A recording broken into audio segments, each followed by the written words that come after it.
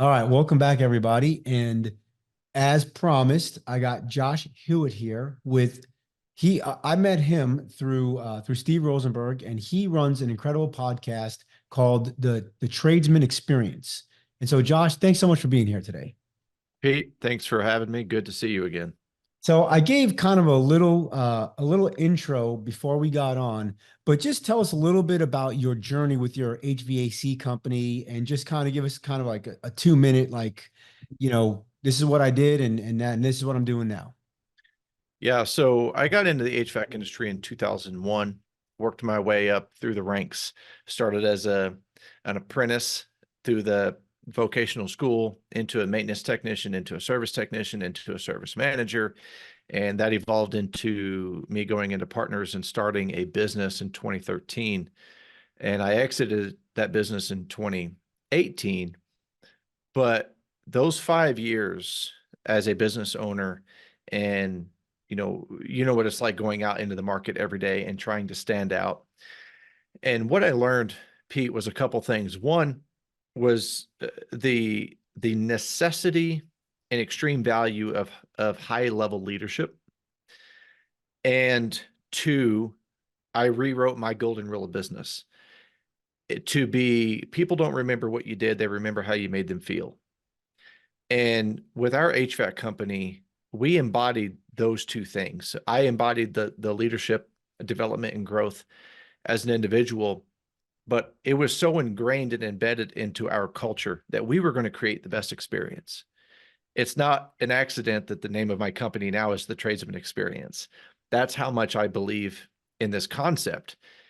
And through that five-year span, actually in a 3-year span, we did a purchase of assets. We bought out a one-man shop, which a lot of the small businesses and the skilled trades are one-man warriors. We call them Chuck in the truck. Chuck in a truck. And that's exactly what we bought. We bought a little building that hadn't been cleaned out in 50 years. It had a little van that had almost 300,000 miles on it. We bought this business that was doing about 300,000 a year in revenue. And in 3 years, we were doing almost 2.5 million. Nice. And we did that. And I don't want to take away from the fact that it was just revenue growth. We did that, and the backbone of our growth was culture and leadership. So I think it's amazing that you literally started as, we'll call it a grunt, right? So you Hmm. worked in, it's kind of like so some of our property managers that are listening, you started off as a property manager, maybe worked for another company, and you did we call them all the hats, or all the hats in the industry. And then eventually you end up buying the property management company that you work for, or you start your own. Hmm. And our 2024 president right now of NARPM is Melissa Sharon. And Melissa literally did that. She did what you did, and she bought the company she was working for. So she spun off a little bit Yeah. different. You started, you worked Hmm. and you bought a company. She did that. So this is a spirit that's inside of NARPM. So the reason why I wanted to get you on though, Josh, is I want to talk a little bit about like from a property management perspective, and talk to you about it like the trades perspective. And so with property managers, property management firms, we're only as good as our vendors, right? So if we have a bad contractor or a bad vendor, and then that looks bad upon, our owner or our resident client, then all of a sudden the negative review goes to us, the lawsuit goes to us. It becomes really, Hmm. really difficult. And so it's important that we have a good Rolodex of contractors. So the first question I'm going to ask you is, you are on the other side. If I'm looking for a contractor, what is it like? Are there tells? Can I tell if there's going to be a good contractor versus a bad contractor to work with? Is there anything that would tell me like, this is a kind of a red flag? Yeah. For me, one of the things I look at is immediately is visual representation. If you've got the chuck in a truck, and I always joked about this specific guy because I was sitting at a stoplight one day next to this individual. Don't know the guy, don't know the name of the company, but this guy's got a beat up van with what I took to be some kind of motorcycle gang chopper emblem as part of his company logo. And he's in a sawed-off t-shirt, no sleeves, full handlebar mustache and a cigarette hanging out of his mouth, sitting at the stoplight. Well, to me, that is a complete picture of what you represent.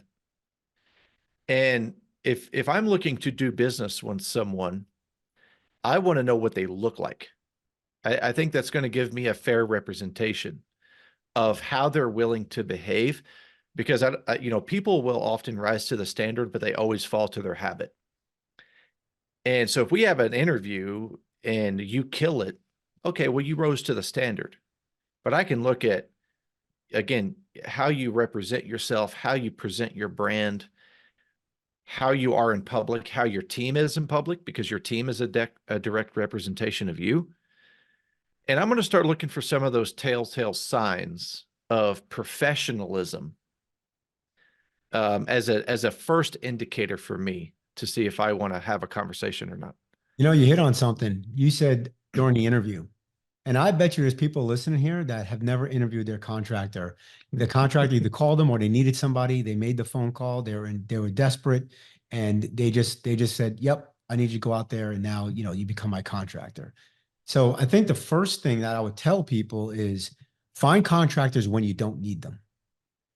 Right? Like Definitely. the worst time to find an HVAC guy is probably July in Houston when you have 10 ACs going out and you need an AC guy.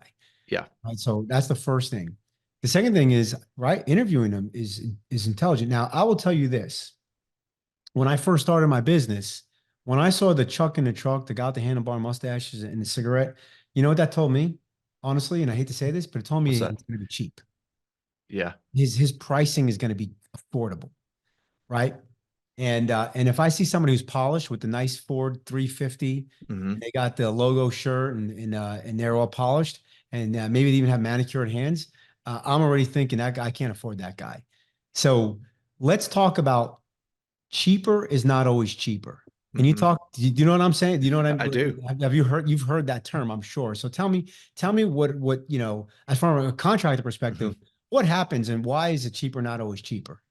Well, there's a couple things real quick. One is cheap labor isn't skilled, and skilled labor isn't cheap.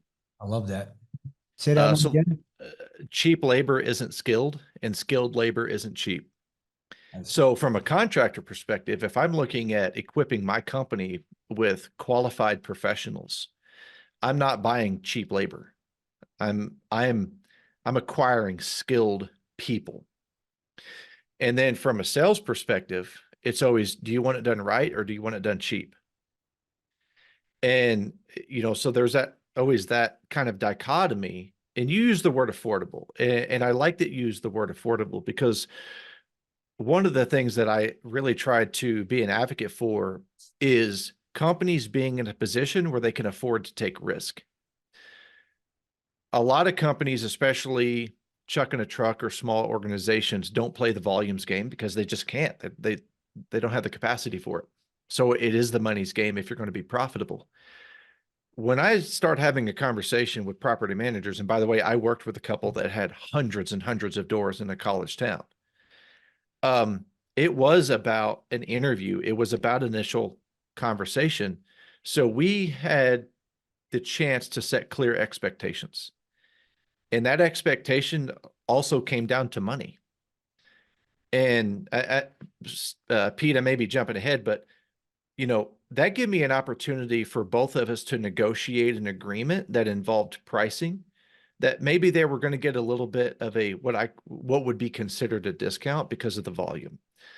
well, I'll stop But there because yeah, go ahead. I've worked with tons of companies when I owned my property management firm, and I could never get a pricing manual. I can't get one. So I know HVAC is probably a little bit easier to do than some like a general contractor, and I get that. But Mhm.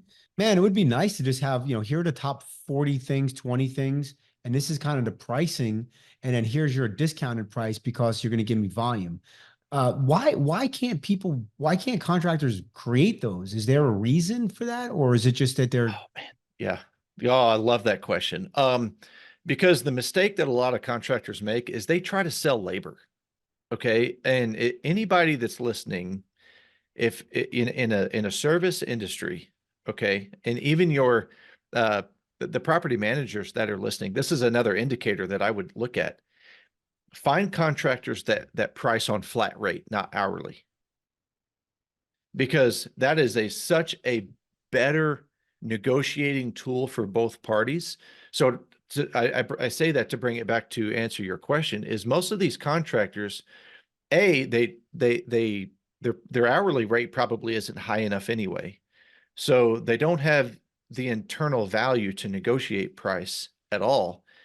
And secondly, and sadly, most of them don't know if their price is right. So how can they negotiate a dollar figure if they don't know if it's where it should be? So the property managers get stuck in this situation because most of us blue collar don't understand business, and we don't understand operating expenses, and we don't understand numbers. And because of that, we hide behind this fear of talking money. Interesting. So basically, they go back to what they know, and they just know hourly rate, and then Mhm. they just put an hourly rate out there instead of saying, okay, well, if it's these issues, then it's the fixed rate of X. Now I know when we do, honeydews, right? Resident calls, got 4 or 5 different things. I need a weather strip here. I need this here. It's almost impossible to say, well, this is $14 and this is $28. Mhm. And so I get it that you're going to have some type of hourly rate or a trip rate, right? Which does the first hour and a half. I get that. But man, it would be nice to say, these are the top 10 X things that I see. And then here's the pricing, right? And then Mhm. if your owner called me directly, he would get higher pricing, right? Because I want to be able to get lower pricing for the volume that I'm going to send you. Mhm. And you said something else as well about the skilled labor. And, I always said, we're always looking for 3 things. We're looking for cheap, fast, and good. Right. Mhm. And if you can get 2 out of 3, man, you're doing a great job, right? Cheap, fast, and good. So if I get cheap and fast, yeah, I'm probably not going to be good. If I get cheap Right. and good, it's not going to be fast, right? And I have seen personally, and tell me if you've seen this on your side. I had a plumber, Endurance Plumbing, and the guy was an incredible guy. He's the nicest guy. And somehow I found him and he was doing a good work for us. And so I'm like, hey, man, do you want to grow your business? And of course, everybody says, yes, I want to grow the business, right? And then I introduced them to the Houston chapter of the National Association of Residential Property Managers. And all these guys started using him because he was cheap, fast, and good. Well, what happened was he wasn't really good at invoicing. So he was real cheap, right? But then he would send invoices like in December for stuff that he did in January, stuff that we don't even manage Mhm. anymore. But long story short, he grew to the point where he outgrew his business and he actually lost the business. So this kind of goes back Mhm. to a lot of these guys are not business owners, right? And this also goes back to, you find somebody and if they're not running their business like a business, then they're not gonna be great partners over the long haul because either they're gonna shoot their pricing up because or they're gonna go not do a job for you because they could go make another more money at a different job, right? And so they're not good partners. So we're looking for people that are not the cheapest out there. We're looking for people that are not the most expensive, right? I'm not going to Mhm. call, Roto Rooter, right? Mhm. But I'm not going to call Chuck in a truck. I need to call somebody kind of in the middle.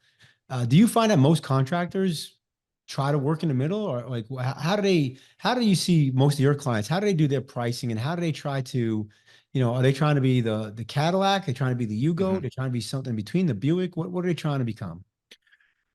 And myself included, the middle of the road and a little bit better. And the way I explain that is, what is standard market value for what you do?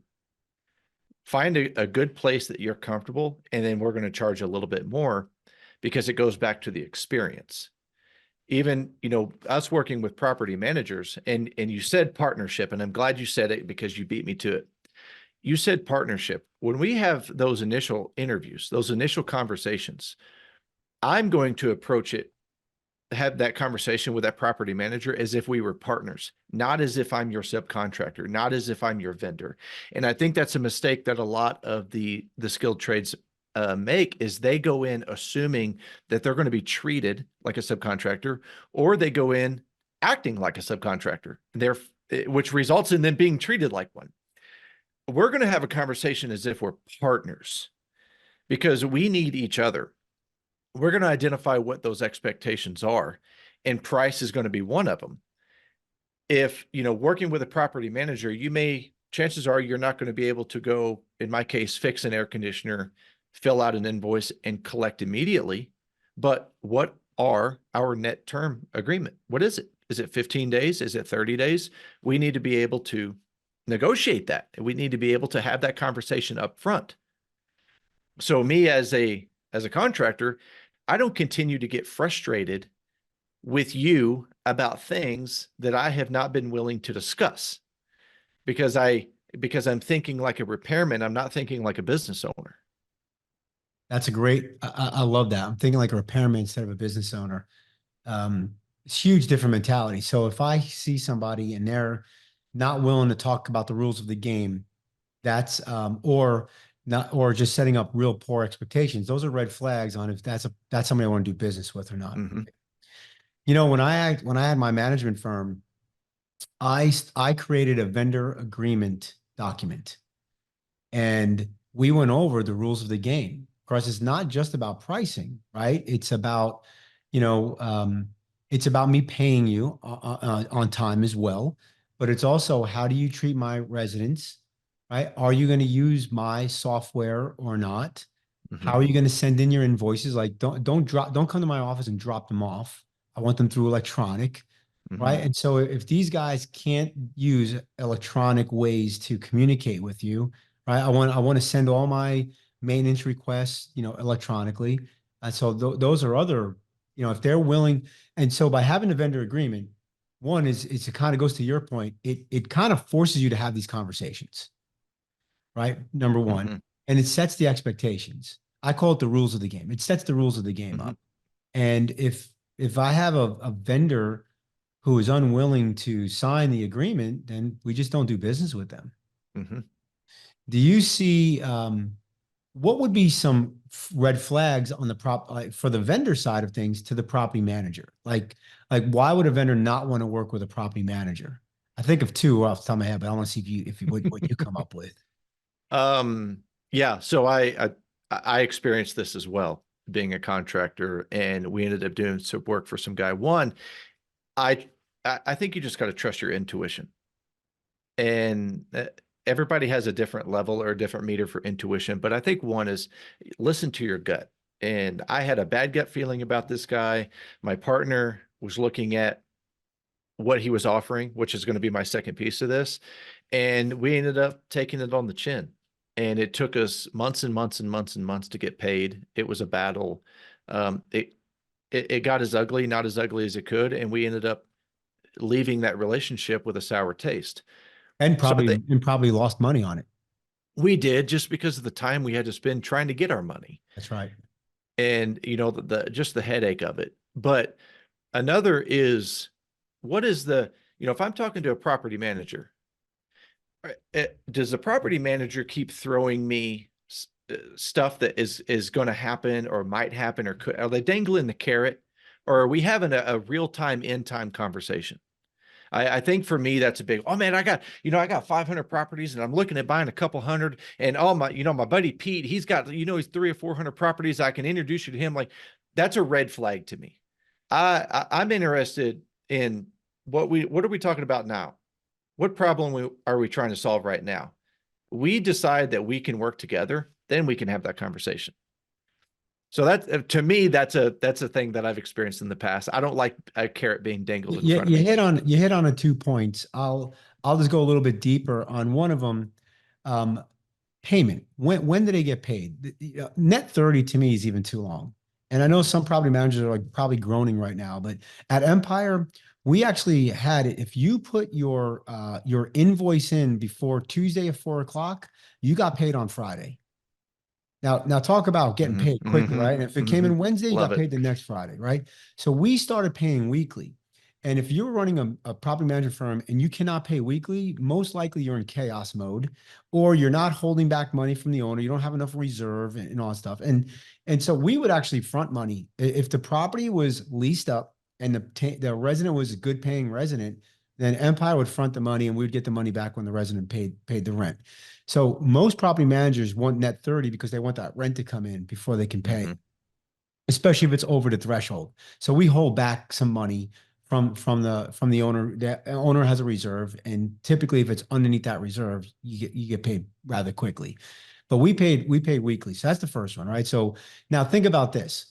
If my HVAC guy was getting paid every week and he put stuff in on Tuesday and he got paid on Friday, and all of a sudden there's a huge heat wave in Houston, and three property managers call him, I'm one of them. Where's he going first?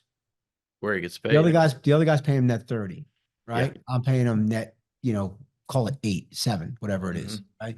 So I think that's the first thing. So if you're listening to this, guys don't want to front your money for you, just like you don't want to front our owner's money. So you got to get paid. Mhm.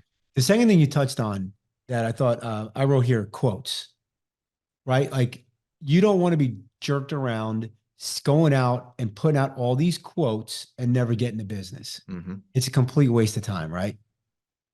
How Yeah. many are you going to do, Josh, before you decide not to take that phone call anymore? 3, For me, 3 would be pushing it. right? 2, You know, 3, yeah, this guy. two, like we'll do one and I'm going to give you a second. And like I said, 3 for me, like that's a stretch. Yeah. So again, just like we have a lot of windshield time. Could you imagine the windshield time for the trades guys? Like going out Oh, there. I mean, how many times you have to go out to a property just to like, sometimes you have to go to a property to assess it. Then you have to go to Home Depot to buy some stuff. Then you have to go back out to the property, then back out to Home Depot, right? yep. Yep. Yeah. Logistics is a big deal, as well. And this, as you're talking about it, one of the things that frustrated me, not as a business owner, but as a service technician, when the property management would call us on a Friday afternoon at 3 or 4 o'clock, and they would start the conversation like this. An emergency. Yeah. Hey, Pete, man, we've got this going on. We need you out here. And then you start talking to them a little bit and they say, well, it started acting up on Tuesday, but the tenant said that it seemed to be okay. And we weren't sure. And now you got a Friday night call. And I know there's a whole lot of variables that come into play with that, including the tenant. But from a service tech perspective, it's just like, look, if there's a problem, call us. That's what we're there for. Don't stack them up to the weekend, because we're like everybody else. We like to go home at the end of a Friday, and enjoy our family. So that was something that I, it was so consistent. It was comical, but Well, we laugh I too in the can't property say, management industry. yeah, We laugh. We're like, all right, it's Friday, 4 o'clock. Let's see who calls in with the AC or yeah, heat issue. It was comical because that happened to us all the time. yeah. Now, one of the challenges that we have as a property management company is, we have a reserve amount and we have approval up to that amount. Okay. So let's just, for example, let's call it $500. Okay.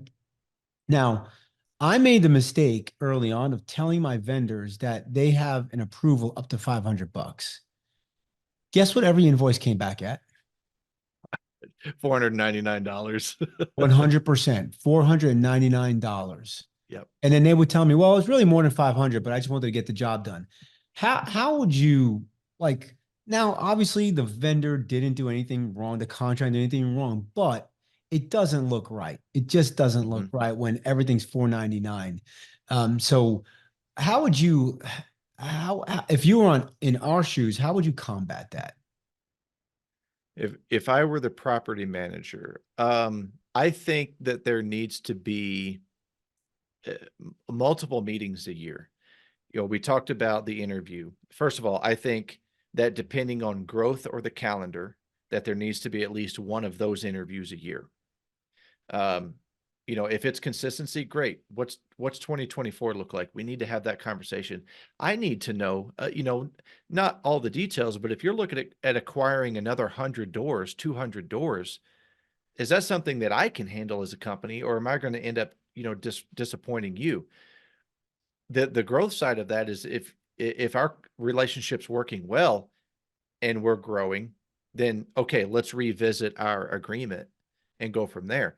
But, I kind of look at those as big picture conversations. Operationally, you need to be having some conversations with your vendors a few times a year, quarterly if you can handle it, and to be able to address those situations. If it's an emergency or it's urgent, you need to address it on hand. But if you see a pattern, you need to just have a conversation. And the reason that I started that response, Pete, with the agreement, because if that happens to me and I'm working with someone, the first thing I'm going to do is say, Pete, there's some things that I'm seeing that I feel don't align with the agreement that you and I have made. So we need to sit down and revisit our agreement and see if there are things that we need to change, things that we need to approve, and decide how you and I want to work forward moving together. I like that. I like the fact that you have multiple conversations. I never actually thought of that. We would have a vendor appreciation once a year, and we'd have everybody come over. It'd be usually around Thanksgiving, not Christmas. Like, we'd have, a big meal, and we would, Mhm. free food, free booze brings a lot of people to your office. Yeah, yeah. Right. And then we'd have those conversations, but I never, and we'd have some conversation, but I like kind of like a reset, like review the vendor agreement yearly. Right. So now Mhm, whenever mhm. your vendor signs that vendor agreement, now you're not doing them all at one time. Right. So throughout the year, you might be having different conversations with different vendors, and that could be a reset. Quarterly might be a little much, but I think that's a great Right. idea. I think that's a great idea. Um, and look, at the end of the day, when you guys are putting in 499, you think you're doing us a solid, but what actually happens is our owner clients reach out and say, "Well, that's kind of interesting that these are all 499 Mhm, and the threshold's 500," and they think we're being taken advantage of. And mhm, so it's really in paramount that they write down like all the stuff that they do. So mhm. I'm kind of diving into a left turn here. Why do a lot of vendors, contractors only put like a number on a piece of paper and send it to you as an invoice versus like Yeah. a breaking it all down and say, here's the invoice. Mhm. Because we love tools and hate paperwork. I mean, that's the simple truth of it, Pete, is there's not a single one of us that are born blue collar or work in the skilled trades because we like administrative work. It is, I mean, it's like sandpaper on the skin for us, no matter what we do. The real problem lies in the fact that uh, these business owners, again, it's not even that they don't understand what it takes to own a business. They don't investigate what's necessary to be a successful business owner. And they don't investigate systematic ways to improve their efficiency, to increase transfer of information, to maximize communication. So they just think that, okay, well, all they're looking for is a number anyway. And it drives me nuts when I hear contractors say that, oh, they're just looking for a number. No, they're looking to have their problem solved. And they want you to communicate as to how you're going to solve that problem and then what that investment's going to take. Right. But again, we're talking about, blue collar. They don't, they know what they can do. But in my entire training, vocational school, everything, no one ever taught me how to communicate with a client as to why something costs what it costs. The simple transaction, and a transaction is not an experience. A transaction is, this is what you said you wanted. This is how much it cost. Do you want me to do it? Yes or no? And so a lot of these businesses treat their clients, property management companies being their client, they treat everybody Same. as a transaction and they treat everybody the same. So to really, really to bring that all the way back, Pete, it's because most of these business owners aren't business owners. Yeah. Now, and during your initial interview with the contractor, it might be good to see. Give me an example of a couple of quotes, or give me an example of a couple of invoices that she sent Hmm. out, right? To talk, and I go back to the whole cheaper isn't cheaper thing, and cheaper can be more expensive. For the companies that embrace the technology, the companies that break down the quote, they can fire off the quote as soon as they leave the house. They can fire off the invoice as soon as they complete the job, that they're willing to take before and after photos. Like as property managers, we need that stuff because that becomes our proof to Hmm. our clients that the work has been done and this is and all this good stuff. And then I need people to use our software because we communicate back and forth, and that keeps all that data. I got to hold information for 4 years. You Hmm. go do a job at a property, especially an HVAC guy. That person has 4 years to sue me, Yep. right? And Yep. so we got to keep all that stuff. So there's certain things.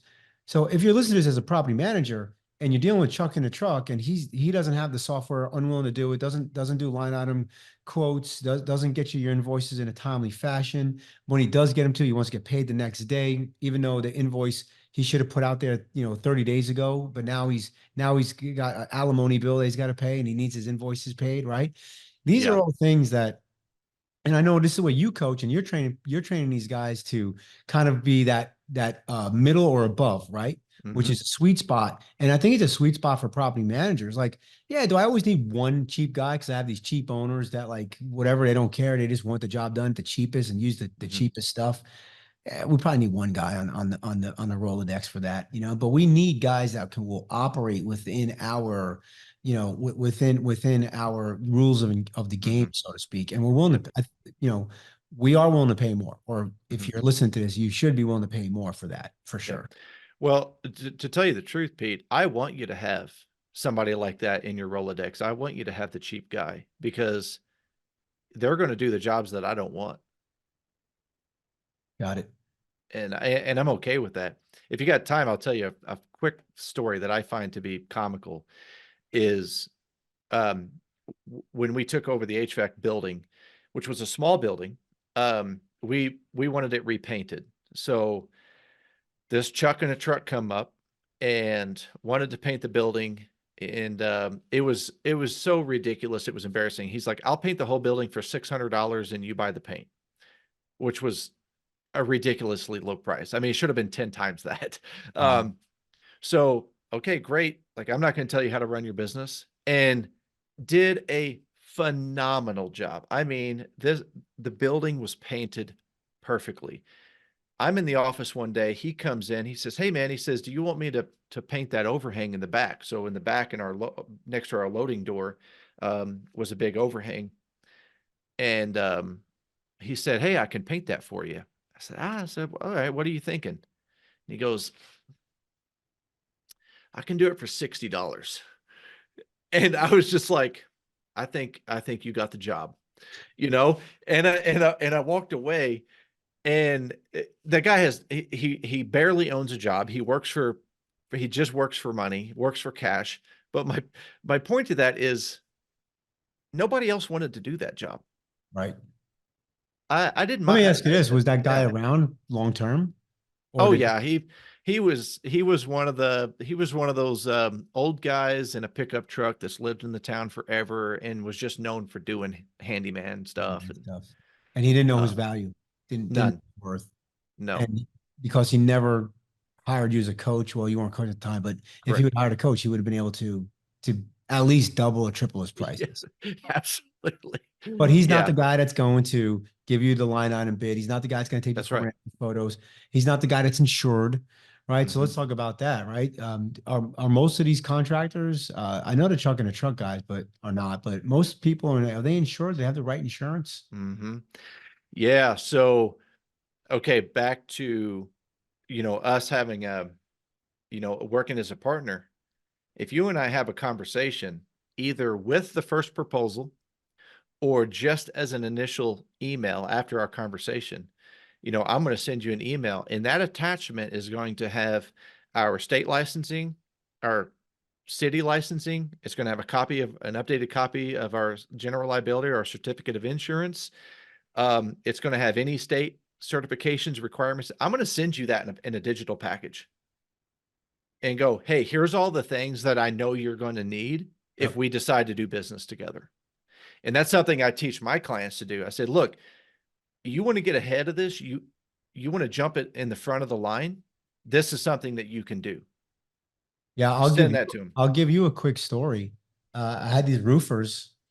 Luckily, I did not hire Chuck in the truck, and I hired the guy a little bit, like you said, like a little bit above the middle.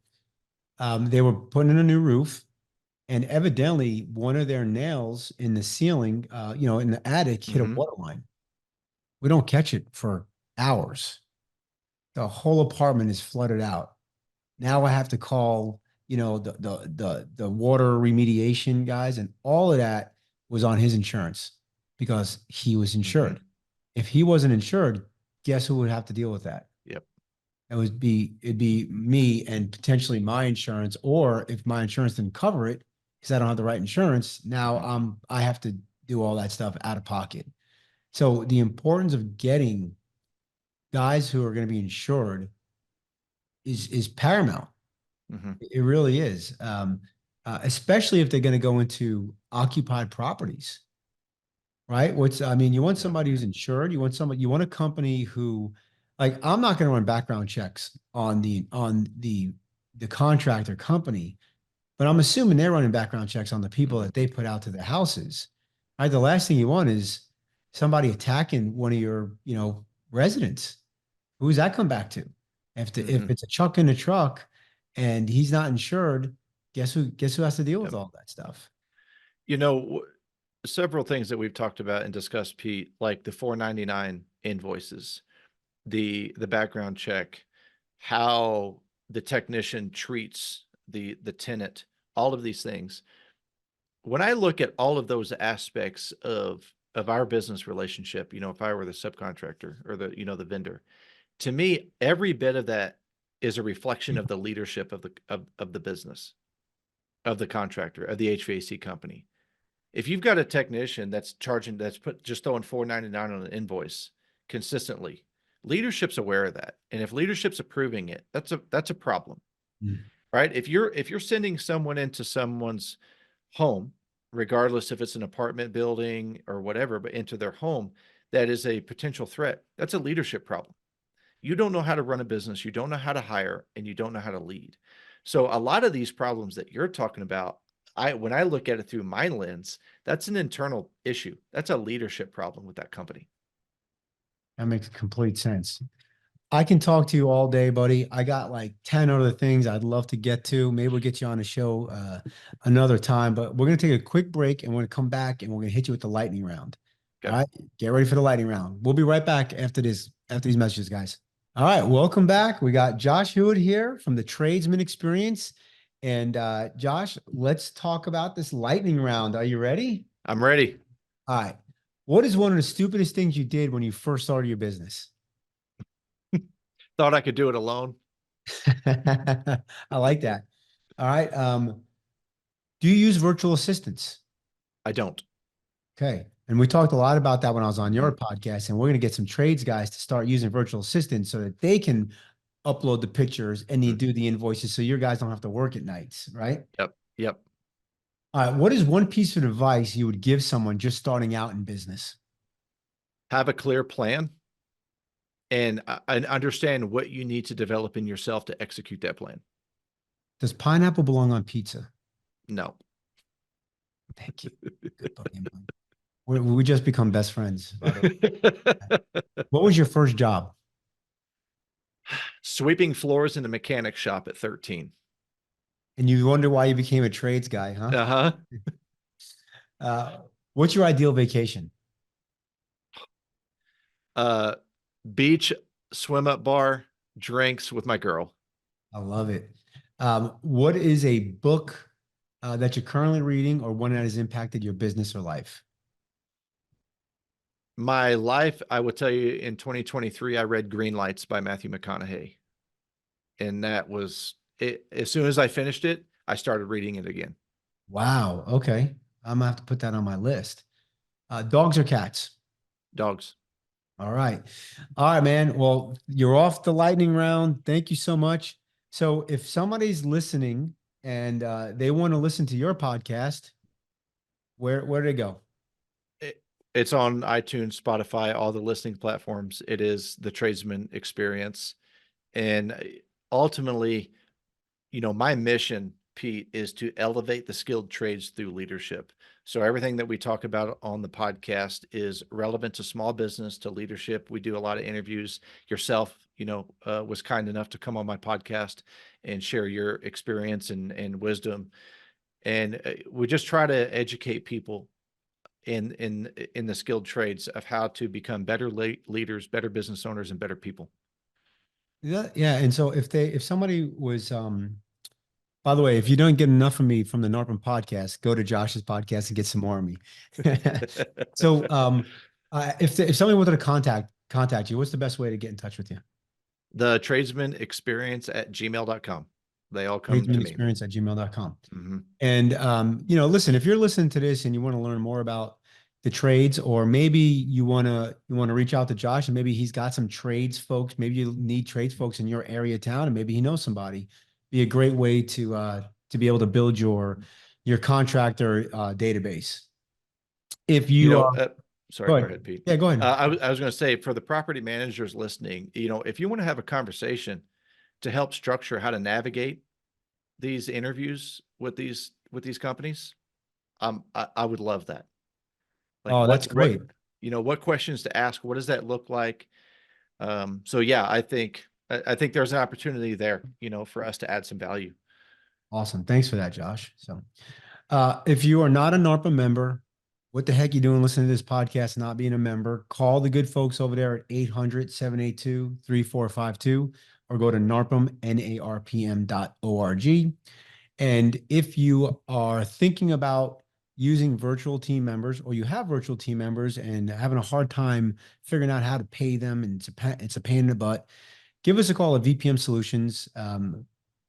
Email me directly, pete@vpmsolutions.com, or just go to vpmsolutions.com. That's Virtual Property Management Solutions, vpmsolutions.com.